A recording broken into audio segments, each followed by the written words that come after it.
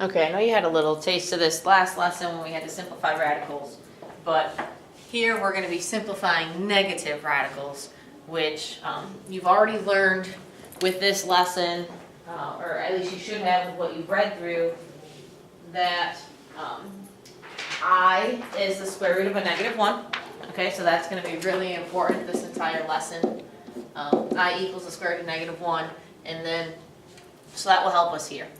So basically what this is saying is I can do the square root of -1 times the square root of 9, and I would get the square root of -9. But as we know, the square root of -1 is I. So what I say, which helps people remember it a little bit easier, I don't even mess with the square root of -1, I don't even write it. I just say take the I out. So as soon as you take an I out, you have I times the square root of 9. Well, what's the square root of 9? 3. So I times 3 is 3I. So the square root of -9 is the exact same thing as 3I. I is an imaginary number. Okay?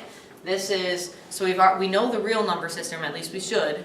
The real number system is we have whole numbers, we have natural numbers, whole numbers, integers, rational numbers, irrational numbers. Those make up the real number system. This is the imaginary number system.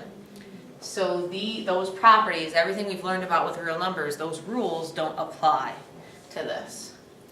So imaginary numbers might not work with the associative property of multiplication or addition.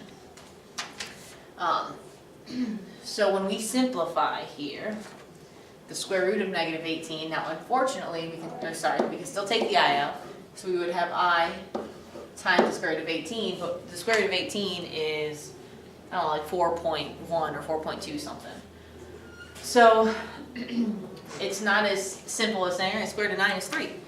We have to simplify the radical. I have a link on Canvas that you can use to click at to help review simplifying radicals, which I know you did in Algebra 1, I'm pretty sure you did in Geometry as well. So we basically have I times, now we have to look and say, okay, 8 of my perfect squares, what's the biggest perfect square that can go into 18? So my perfect squares are 1, 4, 9, because 1 squared is 1, 2 squared is 4, 3 squared is 9, 4 squared is 16. So 1, 4, 9, 16, 25, 36, and the list goes on. But the biggest one of these that goes into 18 is 9. So I can break this up into the square root of 9 times the square root of 2. I already know the square root of 9 is 3. So this is basically I times 3 times square root of 2, which is written as 3I radical 2. So the square root of -18 is simplified to 3I radical 2.